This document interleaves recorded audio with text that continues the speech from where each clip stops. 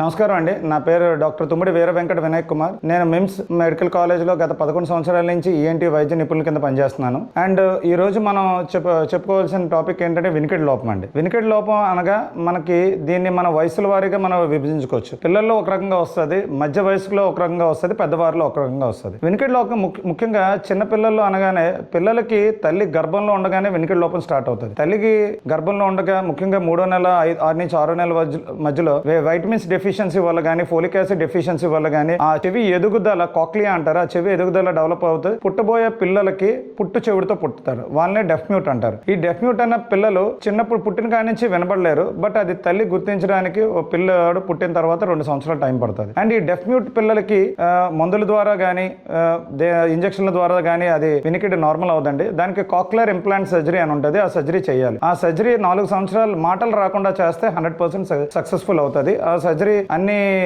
అది చాలా costly surgery. అది మనం కాక్లియర్ ఇంప్లాంట్ అని ఒక మిషన్ చెవి లోపల మనం ఓపెన్ చేసి చెవి లోపల అమర్స్తాం. అది అప్పుడు పిల్లలకి అందరిలాగే మామూలుగా వినబడుతుంది. అండ్ వయసు మధ్య పిల్లలకి సంవత్సరం తర్వాత పిల్లలకి 10 ఏళ్ళ పిల్లలకి ముక్కు నుంచి చెవికి ఒక గొట్టం కనెక్షన్ ఉంటుంది. దాన్నే యూస్టేషన్ ట్యూబ్ అంటారు. ఆ గొట్టం కానీ మూసిపోతే చెవిలో నీరు చేరడం, చెవిలో చీమ్ పట్టడం, దాని ద్వారా వినికిడి లోపం కూడా వచ్చే పిల్లలకు ఉంటుంది. దానికి సంబంధించి అప్పుడు పిల్లలకి వెంటనే ఆ చీమిని ఎండోస్కోపీ విధానంతో ఆ చీమిని అంతా నీరు కానీ చీమ్ కానీ తొలగించి గ్రోమెట్ అనే ఒక ట్యూబ్ ఉంటుంది. అది చెవుల్లో అమర్స్తే ఆ పిల్లలకి ఆ చీమి బయటకు వచ్చేసి మళ్ళీ వినికిడి నార్మల్ అయిపోద్ది. ముఖ్యంగా మధ్య వయసు వాళ్ళకి వినికిడి లోపం అనేది చెవిలో నాడి కారడం అంటారు పెద్దవాళ్ళకి. నాడి కారడం, చీమ్ కారడం. చీమ్ ఎందుకు కారుతుంది అంటే కర్ణబేరికి కన్నం పడ్డం. కర్ణబేరికి కన్నం కూడా చాలా రకాలుగా పడవచ్చు. మనం బైక్ మీద వెళ్తూ పడిపోయినా, లేకపోతే ఎవరన్నా కొట్టినప్పుడు చెవికి దెబ్బ తగలడం కానీ, లేకపోతే ఇంకా చెవిని ముక్కు ద్వారా చీముడి చెవిలోకి చీమ్ కింద మారి చెవిలో ఇన్ఫెక్షన్ రావడం, ఇవన్నీ కూడా కర్ణబేరికి కన్నం పడి ఆ చీమ్ కంటిన్యూ కారడం వల్ల ఆ కన్నం శాశ్వతంగా అయిపోద్ది.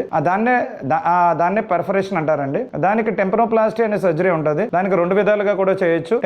ఎండోస్కోపీ విధానం, మైక్రోస్కోపీ విధానం. మైక్రోస్కోపీ విధానం పాత విధానం. అది చెవి వెనకాల నుంచి కోసి చేస్తారు. ఎండోస్కోపీ విధానం చెవి ఫ్రంట్ నుంచి చేస్తారు. అది కోత గీత అలాంటివి ఏం కనబడవు, అడ్వాన్స్ మెథడ్. అది ఆ కర్ణబేరి ఒకసారి కానీ మనం ఆ గ్రాఫ్ట్ అని తీసి క్లోజ్ చేస్తే ఆ కర్ణబేరి క్లోజ్ అయిపోతే మళ్ళీ వినికిడి నార్మల్ అయ్యే ఛాన్స్ ఉంటుంది. అది మధ్య వయసుల వారికి ఆ సిఎస్ఓఎం అనేది ఈ సర్జరీ, టెంపరోప్లాస్టీ సర్జరీ ద్వారా క్లోజ్ చేస్తారు. ఇంకా పెద్దలకి చెవి వినికిడి లోపం అనేది వయసుతో పాటు వస్తుంది. ప్రతి ఒక్కరికి వినికిడి అనేది చెవి చేస్తుంది అంటారు. అది తప్పండి. చెవి ఒళ్ళి ఒక మీడియం అంతే.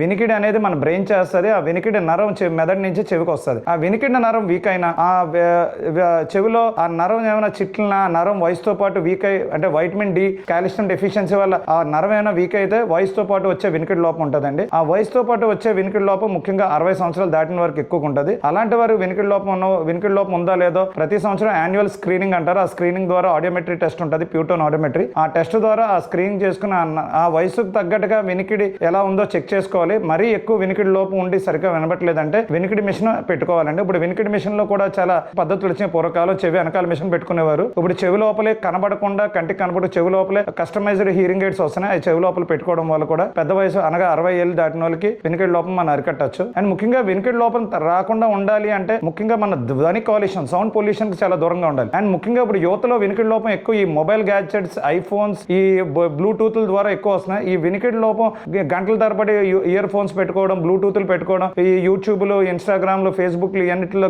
ఈ స్క్రీన్ టైం ఎక్కువ అవడం వల్ల డైరెక్ట్ గా ఆ సౌండ్స్, ఇయర్ ఫోన్స్ ద్వారా సౌండ్స్ కర్ణబేరి మీద మల్టిపుల్ స్టిమ్యులేషన్ అవడం వల్ల ఆ కర్ణబేరి డ్యామేజ్ అవడం వల్ల యువతలో ఎక్కువ వినికిడి లోపం వస్తుంది. సో పెద్దవాళ్ళకి వినికిడి లోపం దూరంగా ఉండాలంటే సౌండ్ పొల్యూషన్ వాటికి దూరంగా ఉండాలి. బయటకు వెళ్ళినప్పుడు ఇయర్ ప్లగ్స్ పెట్టుకోవాలి. పెద్ద శబ్దాలు లైక్ సంబరాలు, జాతరలు అవి జరిగినప్పుడు కొంచెం దానికి దూరంగా వాటికి సౌండ్స్ కి ear plugs, year mufflers, year మాస్కర్స్ అని దొరుకుతాయండి. అవి పెట్టుకోవడం వల్ల మనం ఈ సౌండ్ పొల్యూషన్ అరికట్టి తద్వారా వినికిడి లోపాన్ని నివారించవచ్చు. నమస్కారం. Thank you.